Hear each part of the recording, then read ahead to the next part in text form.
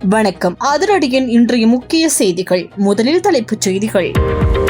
விதையொன்றை உட்கொண்ட மாணவர்களுக்கு உடலில் ஏற்பட்ட திடீர் மாற்றங்கள். அவசரமாக வைத்தியசாலையில் அனுமதித்த பாடசாலை நிர்வாகம். விசாரணையில் அம்பலமான திடுக்கிடும் தகவல். ஆசிரியர் வேலைக்காக காத்திருப்போருக்கு அரசாங்கம் வெளியிட்ட மகிழ்ச்சி அறிவிப்பு. குறைக்கப்பட்ட கால அவகாசம் அமுலுக்கு வரும் உடனடி வேலை வாய்ப்பு. நாட்டில் போலீசாரால் திடீரென சுற்றி வளைக்கப்பட்ட மசாஜ் நிலையம். உள்ளே நடந்த மோசமான செயற்பாடுகள். பல பெண்கள் உட்பட சுற்றி வளைக்கப்பட்ட நபர்கள். அம்பலமான தகவல். ஆரம்பமாகிறதா இலங்கையிலும் வெப்ப தாக்கம். வளிமண்டலவியல் திணைக்களத்தின் அவசர அறிவிப்பு. மக்களே அவதானம். ராஜபக்சர்களின் தலைமையில் சுரேசாலை செய்த மோசமான குற்றங்கள். கோட்டபாய ராஜபக்சவே உத்தரவுகளை வழங்கினார். உண்மைகளை அம்பலப்படுத்திய சரத் பொன்சேகா. அனுர அரசாங்கத்தின் அதிரடி நடவடிக்கைகளுக்கு எதிராக போர்க்கொடி தூக்கும் எதிர்க்கட்சிகள். ரணில் நாமல் தலைமையில் ரகசிய சந்திப்பு. அம்பலமான தகவல். பரவலாக பாயும் உயிர்த்தநீர் விசாரணை. போலீஸ் மா அதிபரின் மரணத்தில் கேள்விக்குறி. சந்தேகத்திற்குரிய தகவல்களை அம்பலப்படுத்திய முக்கிய புள்ளி. நடப்பது என்ன?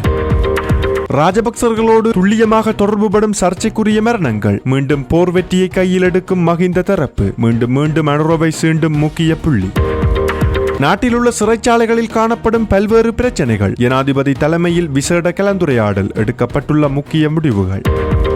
மட்டக்களப்பு நீதிமன்ற கூண்டில் யாழ்ப்பாணத்தைச் சேர்ந்த நபரின் விபரீத முடிவு. பரபரப்பான நீதிமன்ற வளாகம். வெளியான பின்னணி.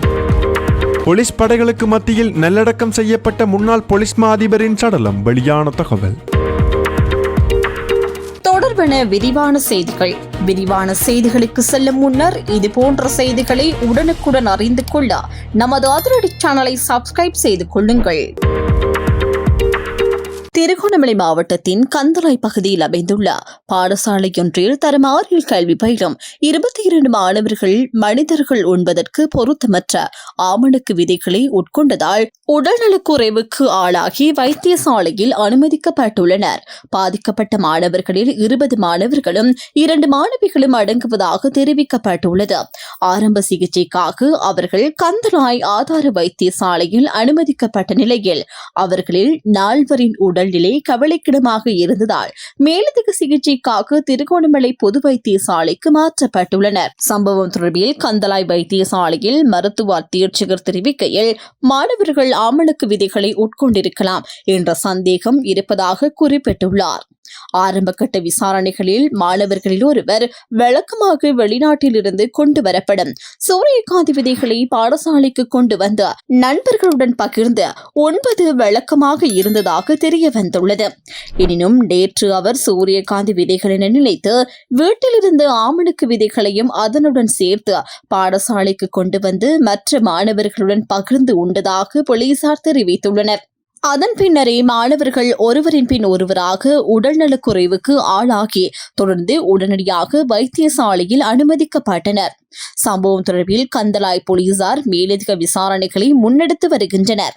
இந்த சம்பவத்தை தொடர்ந்து பாடசாலை மற்றும் அதனை சுற்றியுள்ள பகுதியில் பதற்றமான நிலை ஏற்பட்டுள்ளதாகவும் தெரிவிக்கப்பட்டுள்ளது. மசாஜ் நிலையம் என்ற பெயரில் இயங்கி வந்ததாக கூறப்படும் சமூக பிறழ்வான விடுதியொன்று சேதுவை பகுதியில் காவல்துறையினரால் சுற்றி வளைக்கப்பட்டுள்ளது. சேதுவை காவல்துறை பிரிவுக்குட்பட்டு நீர்கொழும்பு வீதி பகுதியில் இந்த நிலையம் இயங்கி வந்துள்ளதாக தெரிவிக்கப்படுகின்றது. காவல்துறையினருக்கு கிடைத்த ரகசிய தகவலின் அடிப்படையில் நேற்று மேற்கொள்ளப்பட்ட சோதனை நடவடிக்கையின் போது 5 கைது செய்யப்பட்டுள்ளனர். கைது செய்யப்பட்டவர்களில் குறித்த விடுதியை நிர்வகித்து வந்த 40 வயதுடைய ஆண் முகாமையாளர் ஒருவரும் சந்தேகத்திற்கிடமான முறையில் அங்கு தங்கியிருந்த 4 பெண்களும் அடங்குகின்றனர். கைது செய்யப்பட்ட பெண்கள் கொஸ்கம, மாத்தளை, குருநாகல் மற்றும் அம்பகமுவ ஆகிய பகுதிகளை சேர்ந்த 22 முதல் 30 வயதிற்குட்பட்டவர்கள் என காவல்துறையினர் தெரிவித்துள்ளனர். சம்பவம் தொடர்பான மேலதிக விசாரணைகளை சேதுவை காவல்துறையினர் முன்னெடுத்து வருகின்றனர். நாட்டின் கிழக்கு மாகாணம் மற்றும் மேலும் 5 மாவட்டங்களில் கடும் வெப்ப அலை நிலவும் என வளிமண்டலவியல் திணைக்களம் எச்சரிக்கை விடுத்துள்ளது. அதன்படி கிளிநொச்சி, முல்லைத்தீவு, வவுனியா, பொலனறுவை மற்றும் மொனராகலை ஆகிய மாவட்டங்களிலும் கிழக்கு மாகாணத்திலும் அதிக வெப்பநிலை நிலவக்கூடும் என அறிவிக்கப்பட்டுள்ளது.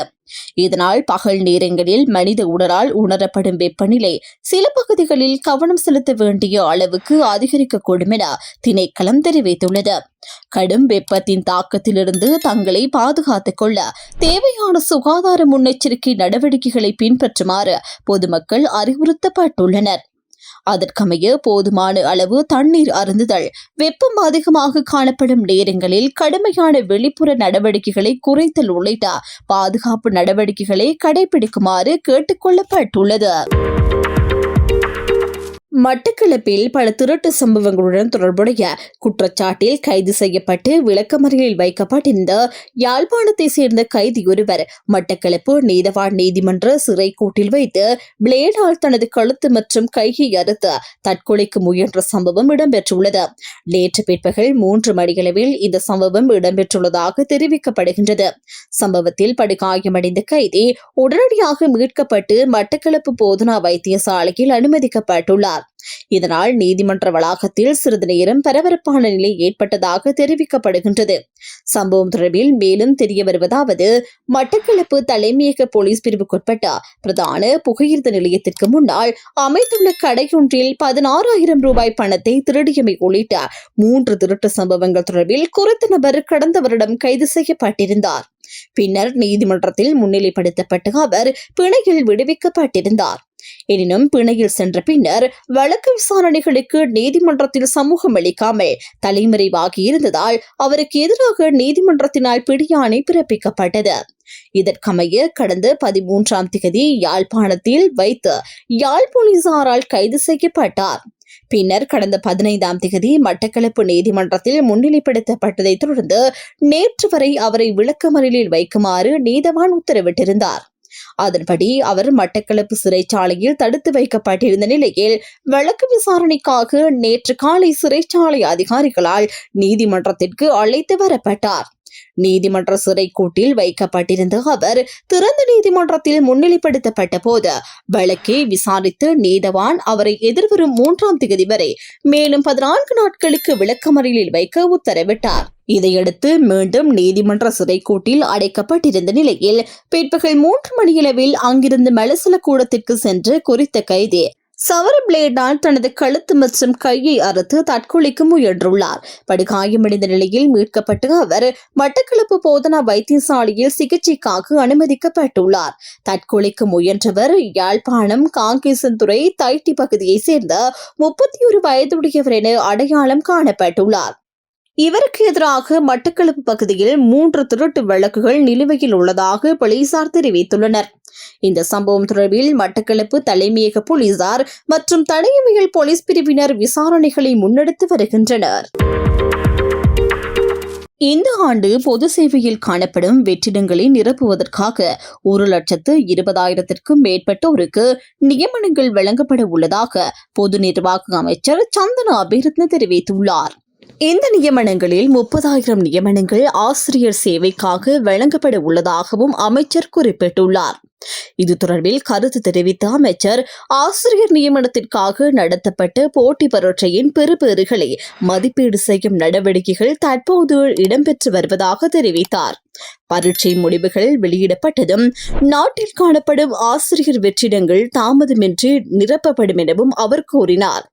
தற்போது நாட்டின் பொது சேவையில் சுமார் 3,50,000 வெற்றிடங்கள் காணப்படுவதாகவும் அவற்றில் 1,20,000க்கும் மேற்பட்ட பதவிகளுக்கான நியமனங்கள் இந்த ஆண்டு இறுதிக்குள் நிறைவு செய்யப்படும் என எதிர்பார்ப்பதாகவும் அமைச்சர் சந்தன அபிரத்ன தெரிவித்தார். அத்துடன் அடுத்த ஆண்டு முதல் எஞ்சியுள்ள பொது சேவை வெற்றிடங்களை படிப்படியாக நிரப்புவதற்கு அரசாங்கம் நடவடிக்கை எடுக்கும் எனவும் அதற்காக தகுதியான விண்ணப்பதாரர்கள் தெரிவு செய்யப்பட்டு நியமிக்கப்படுவார்கள் எனவும் அமைச்சர் மேலும் தெரிவித்தார். அரசு புலனாய்வு சேவையின் முன்னாள் பிரதானி சுரேஷ் சாலே முன்னாள் ஜனாதிபதி கோட்டாபய ராஜபக்சவின் அனுமதியுடனேயே அனைத்து நடவடிக்கைகளையும் முன்னெடுத்ததாக முன்னாள் ராணுவ தளபதி ஃபீல்ட் மார்ஷல் சரத் பொன்சேகா தெரிவித்துள்ளார். வலையொலி தளம் ஒன்றுக்கு வழங்கிய நேர்காணலிலேயே அவர் இந்த கருத்தை வெளியிட்டுள்ளார். இதன்போது மேலும் கருத்து தெரிவித்த சரத் பொன்சேகா, ஆரம்ப காலம் முதலே சுரேஷ் சாலே கோட்டாபய ராஜபக்சவுக்கு நெருக்கமானவராக செயற்பட்டதாக குறிப்பிட்டுள்ளார். அத்துடன் கோட்டாபய ராஜபக்சவின் அறிவுறுத்தல்கள் இன்றி சிறைச்சாலை எந்த நடவடிக்கையிலும் ஈடுபடவில்லை எனவும் அவர் தெரிவித்துள்ளார். கோட்டாபய ராஜபக்சவுக்கு தேவையான விடயங்களை தவிர வேறு எந்த நடவடிக்கைகளிலும் சிறைச்சாலை ஈடுபடவில்லை எனவும் சரத் பொன்சேகா குறிப்பிட்டுள்ளார். மேலும் ஆரம்ப காலங்களில் சிறைச்சாலை போன்ற மேலும் சில அதிகாரிகள் புலனாய்வு சேவையில் இருந்ததாகவும் அவர்களில் சிலர் தமிழ் மொழியில் தேர்ச்சி பெற்றிருந்ததாகவும் அவர் தெரிவித்துள்ளார். பின்னர் இவ்வாறான அதிகாரிகளே புலனாய்வு சேவைகளுக்குள் இணைத்துக் கொள்ளப்பட்டதாகவும் அவர் கூறினார். தான் ராணுவ தளபதியாக பதவியேற்ற பின்னர் சிறைச்சாலை தனக்கு கீழ் நேரடியாக பணியாற்றவில்லை என குறிப்பிட்டு சரத் பொன்சேகா சலை உள்ளிட்ட சில அதிகாரிகள் அலுவலகத்திலிருந்து முக்கிய அறிக்கைகளை தயாரிக்கும் பணிகளில் ஈடுபட்டிருந்ததாகவும் தெரிவித்துள்ளார். அவர்கள் வழங்கிய சில அறிக்கைகளில் தவறான தகவல்கள் இடம்பெற்றிருந்ததாகவும் அவர் குற்றம் சாட்டியுள்ளார். அதற்கு உதாரணமாக தான் ராணுவ தளபதியாக இருந்த காலப்பகுதியில் சிறைச்சாலை உள்ளிட்ட அதிகாரிகள் தயாரித்து அறிக்கைகளில் விடுதலை புலிகள் அமைப்பில் சுமார் 9,000 போராளிகள் மட்டுமே இருப்பதாக குறிப்பிடப்பட்டிருந்ததாகவும் அது தவறான மதிப்பீடு என தான் கருதியதாகவும் சரத் பொன்சேகா தெரிவித்துள்ளார். இதனையடுத்து சிறைச்சாலை உள்ளிட்ட சில அதிகாரிகளை அந்த பொறுப்புகளிலிருந்து மாற்றி யுத்த களத்தில் நேரடியாக பணியாற்றிய அதிகாரிகளை நியமித்ததாகவும் அவர் குறிப்பிட்டுள்ளார். தனது கணிப்பின்படி அப்போது விடுதலை புலிகள் அமைப்பின் சுமார் 30,000 பேர் வரை இருக்கலாம் என மதிப்பிட்டதாகவும் பின்னர் மேற்கொள்ளப்பட்ட கணக்கெடுப்புகளில் 32,000க்கும் அதிகமான போராளிகள் இருந்தமை தெரியவந்ததாகவும் சரத் பொன்சேகா தெரிவித்துள்ளார். சிறைச்சாலை உள்ளிட்டவர்கள் ராணுவத்திற்குள் இருந்து இவ்வாறான பணிகளிலேயே ஈடுபட்டிருந்ததாக ஃபீல்ட் மார்ஷல் சரத் பொன்சேகா மேலும் தெரிவித்துள்ளார். நாட்டில் அண்மை காலமாக இடம்பெற்று வரும் உயர் அதிகாரிகளின் சர்ச்சைக்குரிய மரணங்களை ராஜபக்ச குடும்பத்துடன் தொடர்புபடுத்த அரசாங்கம் முயற்சித்து வருவதாக ஸ்ரீலங்கா பொதுஜன பெரமுனவின் தேசிய அமைப்பாளர் நாமல் ராஜபக்ச தெரிவித்துள்ளார். பொதுக்கூட்டம் ஒன்றில் கலந்து கொண்டு கருத்து தெரிவிக்கும் போதே அவர் இந்த குற்றச்சாட்டை முன்வைத்துள்ளார். அவர் மேலும் தெரிவித்ததாவது, நாட்டில் தற்போது இடம்பெறும் எந்த ஒரு பாதகமான சம்பவத்திற்கும் ராஜபக்ச குடும்பமே காரணம் என அரசாங்கம் கூறி வருகின்றது. ஆனால் ராஜபக்ச ஆட்சி காலத்தில் மேற்கொள்ளப்பட்ட பாரிய அபிவிருத்தி திட்டங்கள் தொடர்பில் பேசுவதற்கு அரசாங்கம் தயக்கம் காட்டுகின்றது. முன்னாள் ஜனாதிபதி மஹிந்த ராஜபக்சவின் ஆட்சி காலத்தில் நாட்டில் யுத்தம் முடிவுக்கு கொண்டு வரப்பட்டதுடன் நெடுஞ்சாலைகள் உள்ளிட்ட பல்வேறு பாரிய அபிவிருத்தி திட்டங்களும் முன்னெடுக்கப்பட்டன. எனினும் அப்போதைய அரசாங்கம் நாட்டில் இடம்பெறும் அனைத்து தீமைகளுக்கும் ராஜபக்ச குடும்பமே காரணம் என குற்றச்சாட்டு வருகின்றது. அத்துடன் நாட்டில் இடம்பெறும் சர்ச்சைக்குரிய மரணங்களையும் ராஜபக்சர்களுடன் தொடர்புபடுத்துவதற்கு அரசாங்கம் முயற்சித்து வருவதாக நாமல் ராஜபக்ச தெரிவித்துள்ளார். மேலும் நாட்டின் பாதுகாப்புக்காக அர்ப்பணிப்புடன் செயற்பட்டு போர் வீரர்களையும் புலனாய்வு அதிகாரிகளையும் சிறையில் அடைத்து அரசியல் பழிவாங்கல் நடவடிக்கைகளில் அரசாங்கம் ஈடுபட்டு வருவதாகவும் அவர் குற்றம் சாட்டியுள்ளார். உயிர்த்த ஞாயிறு குண்டு தாக்குதல் தொடர்பான முக்கிய தகவல்களை மறைத்து அதிகாரிகள் தற்போது அரசாங்கத்தின் உயர் பதவிகளில் இருந்து கொண்டு உண்மையான குற்றவாளிகளை கண்டறிவதற்கு பதிலாக அரசியல் நாடகங்களை முன்னெடுத்து வருவதாகவும் நாமல் ராஜபக்ச தெரிவித்துள்ளார்.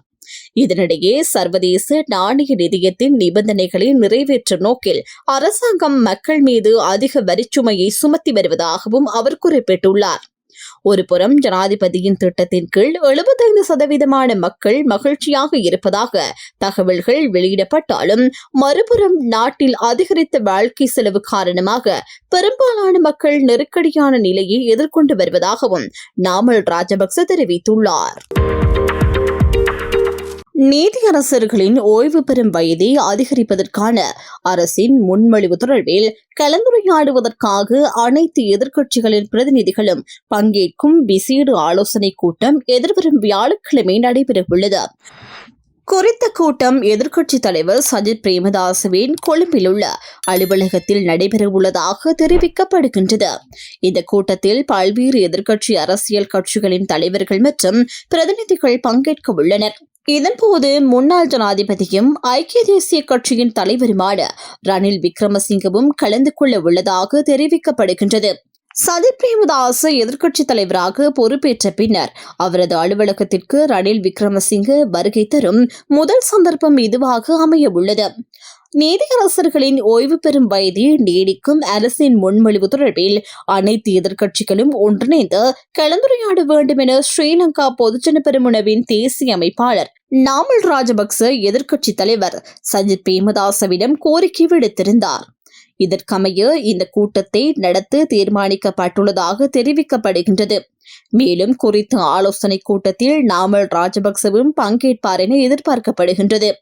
நீதியரசர்களின் ஓய்வு பெறும் வயதை அதிகரிக்கும் அரசின் முன்மொழிவு நீதித்துறையின் சுயாதீனத்தன்மையில் தாக்கத்தை ஏற்படுத்தக்கூடும் என்ற கருத்துக்கள் சில எதிர்க்கட்சிகளால் முன்வைக்கப்பட்டுள்ள நிலையில் இந்த விடயம் தொடர்பில் ஒருமித்த நிலைப்பாட்டை உருவாக்கும் நோக்கில் இந்த கூட்டம் ஏற்பாடு செய்யப்பட்டுள்ளதாக அரசியல் வட்டாரங்கள் தெரிவிக்கின்றன. 2019 ஆண்டு இடம்பெற்ற உயிர்த்த ஞாயிறு பயங்கரவாத தாக்குதல்கள் தொடர்பாக முன்னாள் காவல்துறை அதிபர் CD விக்ரம்ரத்னவிடம் பல முக்கிய தகவல்கள் இருந்திருக்கக்கூடும் என துறைமுகங்கள் மற்றும் சிவில் விமான போக்குவரத்து அமைச்சர் அனுர கருணாதிலக தெரிவித்துள்ளார். முன்னாள் காவல்துறை அதிபர் CD விக்ரம்ரத்னவின் மரணம் தொடர்பில் ஊடகங்களுக்கு கருத்து தெரிவிக்கும் போதே அமைச்சர் இதனை குறிப்பிட்டுள்ளார். அவர் மேலும் தெரிவிக்கையில், முன்னாள் காவல்துறை அதிபர் CD விக்ரமரத்ன உயிர்த்த ஞாயிறு தாக்குதல்களுக்கு பின்னர் நாட்டின் காவல்துறை தலைவராக பணியாற்றியவர் என்பதால் அந்த தாக்குதல் தொடர்பில் உயர் பதவியில் இருந்த அதிகாரி என்ற வகையில் அவரிடம் ஏராளமான தகவல்கள் இருந்திருக்கலாம். உயிர்த்த ஞாயிறு தாக்குதல் தொடர்பான ஜனாதிபதி ஆணைக்குழுவின் முன்னிலையிலும் அவர் சாட்சியம் வழங்கியிருந்தார். எனவே இந்த விடயம் தொடர்பில் முழுமையான கவனம் செலுத்த வேண்டியது அவசியமாகும். தற்போது அவரது மரணம் தொடர்பான விசாரணைகளை காவல்துறையினர் முன்னெடுத்து வருகின்றனர் என அமைச்சர் தெரிவித்துள்ளார். இதேவேளை 2019 ஆண்டு உயிர்த்த ஞாயிறு தாக்குதல்கள் தொடர்பில் 2021 ஆண்டு ஆகஸ்ட் மாதம் முன்னாள் காவல்துறை அதிபர் CD விக்ரமரத்ன வெளியிட்டிருந்த அறிக்கையொன்றில் இந்த தாக்குதல்கள் ஜக்ரான் உள்ளிட்ட ஒரு குழுவினரால் குறுகிய காலத்தில் திட்டமிடப்பட்டு தனிப்பட்ட குற்றச்செயல் அல்ல என தெரிவித்திருந்தார். தாக்குதலுக்கு முன்னர் இடம்பெற்ற பல சம்பவங்களையும் கருத்தில் கொள்ளும் போது இது நீண்ட கால திட்டமிடலுடன் மேற்கொள்ளப்பட்ட பயங்கரவாத செயற்பாடாக தோன்றுவதாக அவர் குறிப்பிட்டிருந்தார். மேலும் குற்றவியல் விசாரணைகள் முழுமையான ரகசிய தன்மையுடன் முன்னெடுக்கப்பட்டு வருவதாகவும் விசாரணை தகவல்களை வெளிப்படுத்துவது நீதித்துறை நடவடிக்கைகளுக்கு பாதிப்பை ஏற்படுத்தக்கூடும் எனவும் அவர் அப்போது தெரிவித்திருந்தார்.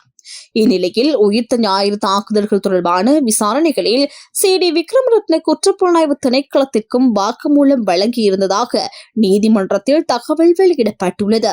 முன்னாள் அரசு புலனாய்வு பிரிவு படிப்பாளர் ஓய்வு பெற்ற மேஜர் ஜெனரல் சுரேசாலை தொடர்பான விசாரணை முன்னேற்ற அறிக்கை கொழும்பு கோட்டை நீதவான் நீதிமன்றத்தில் சமர்ப்பிக்கப்பட்ட போது இந்த தகவல் தெரிவிக்கப்பட்டது.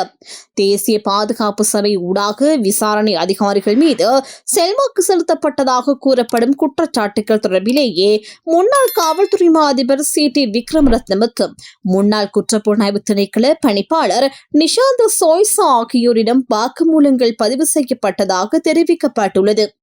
எனினும் இந்த விசாரணைகளில் CD விக்ரமரத்ன மீது நேரடியாக எந்த குற்றச்சாட்டும் முன்வைக்கப்படவில்லை எனவும் அவர் விசாரணையின் ஒரு பகுதியாக தகவல் வழங்கிய அதிகாரியாக மட்டுமே குறிப்பிடப்பட்டுள்ளதாகவும் தெரிவிக்கப்பட்டுள்ளது. 2019 ஆண்டு ஏப்ரல் மாதம் இடம்பெற்ற உயிர்த்த ஞாயிறு தாக்குதலின் பின்னர் அப்போதைய காவல்துறை அதிபர் போஜித் ஜெயசுந்தர கட்டாய விடுப்பில் அனுப்பப்பட்ட நிலையில் பதில் காவல்துறை அதிபராக CD விக்ரமரத்ன நியமிக்கப்பட்டிருந்தார். அதனைத் தொடர்ந்து அவர் காவல்துறை திணைக்களத்தை வழிநடத்தியதுடன் 2020 ஆண்டு நிரந்தர காவல்துறை அதிபராக பதவியேற்று 2023 ஆண்டு வரை அந்த பதவியில் செயற்பட்டார். இதற்கிடையில் உயிர்த்த ஞாயிறு தாக்குதல்களுக்கு முன்னரும் பின்னரும் காவல்துறை புலனாய்வு பிரிவுகளுக்கும் அரசு புலனாய்வு சேவைக்கும் இடையிலான தகவல் பரிமாற்றம் மற்றும் ஒருங்கிணைப்பில் ஏற்பட்ட குறைபாடுகள் தொடர்பான விசாரணைகளும் தொடர்ந்து இடம்பெற்று வருகின்றன. இந்நிலையில் முன்னாள் காவல்துறை அதிபர் CD விக்ரமரத்னவின் திடீர் மரணம் தொடர்பான விசாரணைகளும் உயிர்த்த ஞாயிறு தாக்குதல் தொடர்பான சட்ட நடவடிக்கைகளும் தனித்தனியாக தொடர்ந்து முன்னெடுக்கப்பட உள்ளன. காலமான முன்னாள் போலீஸ் அதிபர் CD விக்ரமரத்னவின் இறுதி சடங்குகள் நேற்று முரளி மயானத்தில் முழுமையாக போலீஸ் மரியாதையுடன் இடம்பெற்றன. நாட்டின் 35வது போலீஸ் மா அதிபராக பணியாற்றிய CD விக்ரமரத்ன கடந்த 17ஆம் தேதி காலை மலாபே தலாஹேன பகுதியில் அமைந்துள்ள தனது இல்லத்தில் இடம்பெற்ற துப்பாக்கிச் சூட்டு சம்பவத்தில் உயிரிழந்திருந்தார். அவரது மரணம் தொடர்பில் விசாரணைகள் முன்னெடுக்கப்பட்டு வரும் நிலையில் அது தற்கொலை சம்பவமாக இருக்கலாம் என போலீசார் சந்தேகம் வெளியிட்டுள்ளனர். தனது பாதுகாப்புக்காக வழங்கப்பட்டிருந்த போலீஸ் அதிகாரியின் துப்பாக்கியால் அவர் சுட்டுக் கொண்டிருக்கலாம் என ஆரம்பகட்ட விசாரணைகளில் தெரிய வந்துள்ளதாக தெரிவிக்கப்படுகின்றது. இதேவேளை CD விக்ரமரத்னவின் சடலம் தொடர்பில் நடத்தப்பட்ட பிரேத பரிசோதனையின் போது திறந்த தீர்வு வழங்கப்பட்டுள்ளதாக தெரிவிக்கப்பட்டுள்ளது. உயிரிழக்கும் போது 63 வயதாகி இருந்த CD விக்ரமரத்ன 1986ஆம் ஆண்டு போலீஸ் சேவையில் இணைந்திருந்தார். 2019ஆம் ஆண்டு உயிர்த்த ஞாயிறு பயங்கரவாத தாக்குதலின் பின்னர் அப்போதைய போலீஸ் மா அதிபர் பூஜித் ஜெயசுந்தர சேவையில் இருந்து இடைநிறுத்தப்பட்டதை தொடர்ந்து CD விக்ரமரத்ன பதில் போலீஸ் மா அதிபராக நியமிக்கப்பட்டார். அதனைத் தொடர்ந்து 2020ஆம் ஆண்டு நவம்பர் மாதம் 27ஆம் தேதி அவர் நிரந்தர போலீஸ் மா அதிபராக நியமிக்கப்பட்டார். 2023ஆம் ஆண்டு மார்ச் மாதம் 25ஆம் தேதி அவர் ஓய்வு பெறவிருந்த நிலையில் புதிய போலீஸ் மா அதிபர் ஒருவர் நியமிக்கப்படும் வரை அப்போதைய ஜனாதிபதி ரணில் விக்ரமசிங்கவினால் பல சந்தர்ப்பங்களில் சேவை நீடிப்பு வழங்கப்பட்டது. இதன் காரணமாக அவர் மேலும் சுமார் 8 மாதங்கள் போலீஸ் மா அதிபர் பதவியில் தொடர்ந்தும் பணியாற்றினார். எனினும் 2023ஆம் ஆண்டு நவம்பர் மாதம் 23ஆம் தேதி CD விக்ரமரத்ன போலீஸ் மா அதிபர் பதவியிலிருந்து ஓய்வு பெற்றிருந்தார். நாட்டில் உள்ள சிறைச்சாலை கட்டமைப்பில் நிலவும் சவால்கள் மற்றும் அவற்றுக்கான தீர்வுகள் தொடர்பான உயர்மட்ட கலந்துரையாடல் ஒன்று ஜனாதிபதி அனுரகுமார திசாநாயக்க தலைமையில் நேற்றைய தினம் ஜனாதிபதி அலுவலகத்தில் நடைபெற்றது. சம்பந்தப்பட்ட அமைச்சர்களின் செயலாளர்கள் மற்றும் சிறைச்சாலை திணைக்களத்தின் உயரதிகாரிகள் பங்கேற்ற இந்த கலந்துரையாடலில் சிறைச்சாலை அமைப்பில் தற்போது காணப்படும் பிரச்சினைகள் மற்றும் அவற்றை தீர்ப்பதற்கான நடவடிக்கைகள் தொடர்பில் விரிவாக ஆராயப்பட்டுள்ளது. இதன்போது சிறைச்சாலைகளில் காணப்படும் இடவசதி குறைபாடுகள், வசதிகளை மேம்படுத்துதல் மற்றும் கைதிகளுக்கான மாற்று நடைமுறைகளை அறிமுகப்படுத்துதல் உள்ளிட்ட பல்வேறு விடயங்கள் தொடர்பிலும் கவனம் செலுத்தப்பட்டுள்ளது. மேலும் எதிர்காலத்தில் சிறைச்சாலை கட்டமைப்பை மேம்படுத்துவதற்கான திட்டங்கள் மற்றும் அதற்கு தேவையான நடவடிக்கைகள் குறித்தும் கலந்துரையாடப்பட்டுள்ளன. இந்த கலந்துரையாடலில் நீதி மற்றும் தேசிய ஒருமைப்பாட்டு அமைச்சர் ஹர்ஷன நாணயக்கார, பொதுமக்கள் பாதுகாப்பு அமைச்சர், நாடாளுமன்ற அலுவல்கள் அமைச்சர் ஆனந்த விஜயபால உள்ளிட்ட பல உயரிய அதிகாரிகள் கலந்து கொண்டனர் என்பதும் குறிப்பிடத்தக்கது. இத்துடன் அதிரடியின் இன்றைய முக்கிய செய்திகள் நிறைவடைகின்றன. எமது செய்தி தொடர்பான உங்களுடைய கருத்துக்களை மறக்காமல் கமெண்டில் பதிவிடுங்கள். மேலும் இதுபோன்ற செய்திகளை உடனுக்குடன் அறிந்து கொள்ள நமது அதிரடி சேனலை சப்ஸ்கிரைப் செய்து தொடர்ந்து இணைந்திடுங்கள்.